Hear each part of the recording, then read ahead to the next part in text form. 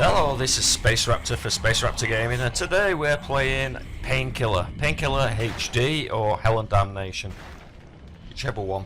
It's just basically the HD remake of the original Painkiller. Whether Painkiller actually needed a HD remake is another thing, but I really enjoy this game. I think it's absolutely amazing. I've been playing it for quite a long while now, and I'm still getting to grips with it. And I absolutely love it. I really do. And it's one of them shooters that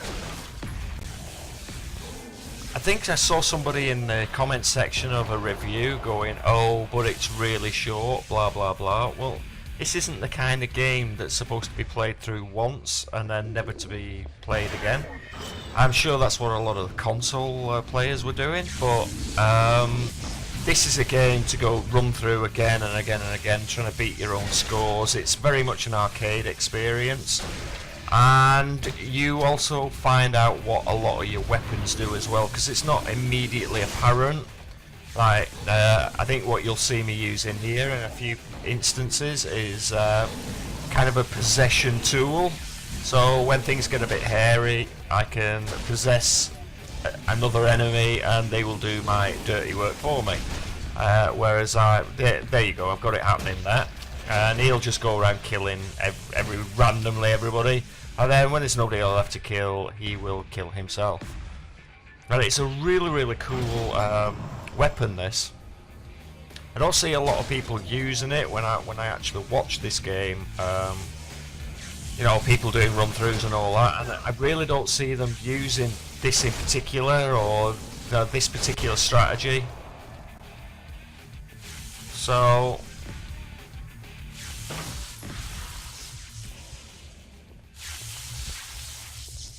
but you know, if I'd have just run through this game once, I'd never have found that out.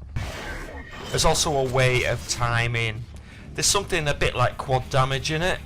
It's like soul possession. As soon as you possess a certain number of souls, you get basically quad damage from Quake. But it's not controllable. It's just as and when you pick up that last soul. But you get a little bit of warning before it happens. So and in that way, yes, it is controllable. You'll see what I mean in a minute, because I think we're probably getting close to that. I'm trying to possess one of these little midgets because I like to hell with it. I just, because they're really hard to kill because they're low down. I always find that I have trouble with them guys.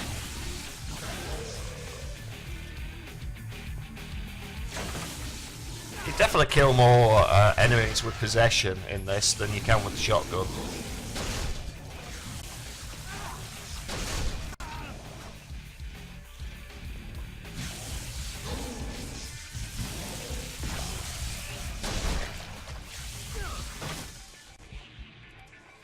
If you do see any slowdown, it's not actually my computer running this. Unfortunately, it's something to do with the DVR on the actual recording side.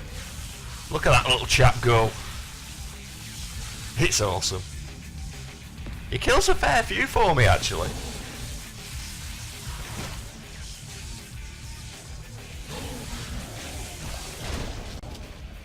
I've got one there as well now. There's just so many enemies running at you in this, it's best to have a bit of help in this particular section. Now this would have been, should be over. Yeah, there you go, that's the possession. It's just giving me a little bit of a warning. A few more souls devoured and I will be going into high damage mode.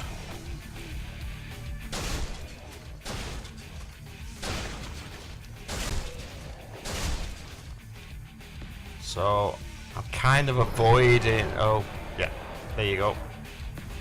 I'm avoiding them at the moment because I want to use it at the right time, and now is not the right time.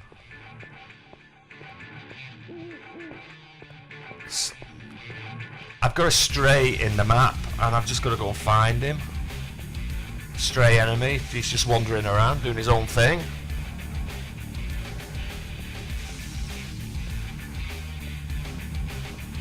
I must have, because there's a red portal that opens as soon as I kill all enemies. So I know there's an enemy missing. Just trying to find him. See, there he is. Bang. Alright, now we can go and get that gate.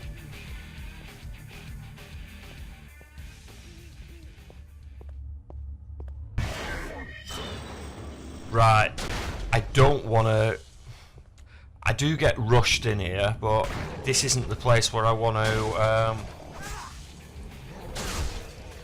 I've still got that quad damage, remember, or whatever it is. And so I want to avoid the green orbs until I'm ready to use it, which is about now, actually. And if I pick one up, you'll see what I mean. Right, there you go. I've got full possession for quite a while. Go and kill her, and then there's about 3 or 4 knights that jump me here, and dispatching them really quick saves me a lot of health.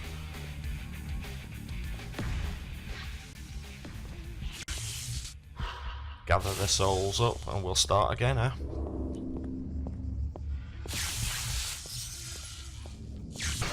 I also very much like the music for this. If you're actually watching this and I've kept it up, it means the music didn't copyright strike me.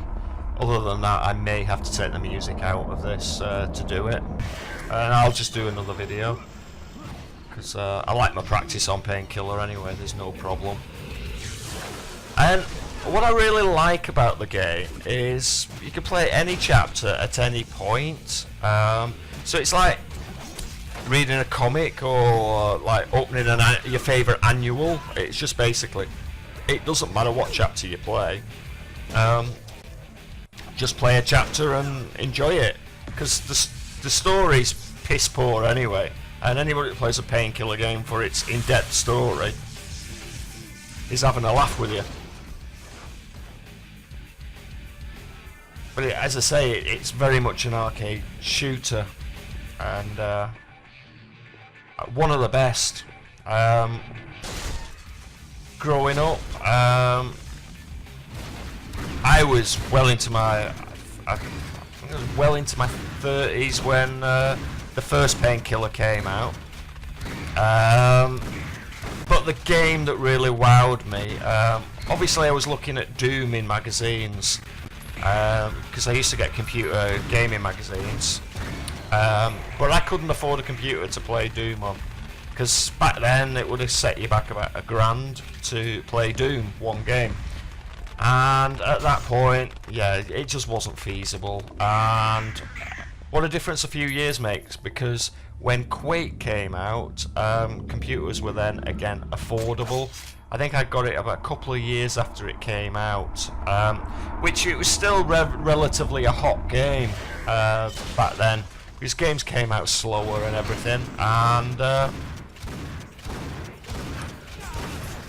yeah, you could still get it in gaming shops. I think they were, all the expansions were out for it at that point, and I got a big box, PC box. It was the size of a fucking suitcase, to be fair.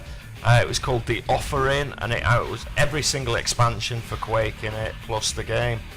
And that was the first the first-person shooter that really wowed me and turned me on to just what these games could do.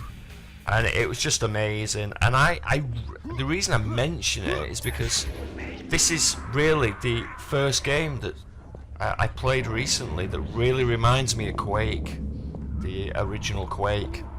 And it surprises me, because this is a game with free look in it, and Quake never had free look.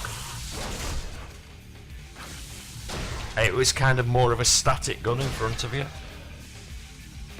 But yeah, this has got a very much a Quake feel to it, which is probably why I'm calling it quad damage and everything else. And I just absolutely love this game. Another game that I very much fell in love with when I was back onto consoles in about 2001 was Halo. And I really couldn't get enough of Halo either.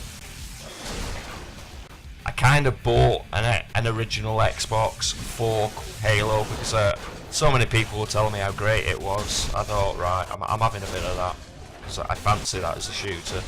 And it didn't disappoint. It was a really good game. The first game was the best. Only kind of bettered by Bungie later on. When they brought out Reach, I think. But I think both kind of sequels to Quake, 2 and 3, were pretty shit actually, if I'm honest. I wasn't impressed.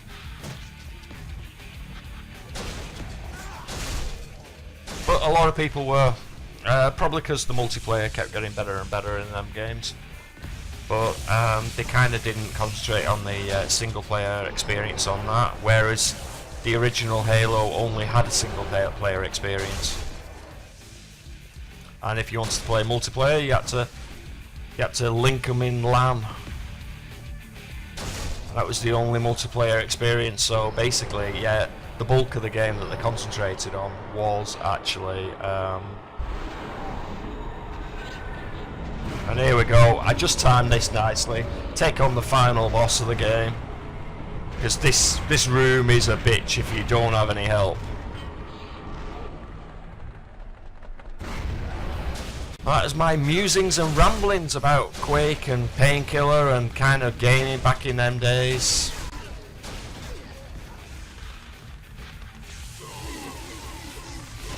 This game really is a blast from the past. It brings back everything that was really good about the original Painkiller. And just puts a really nice polish on it. I love it with its up-to-date modern visuals.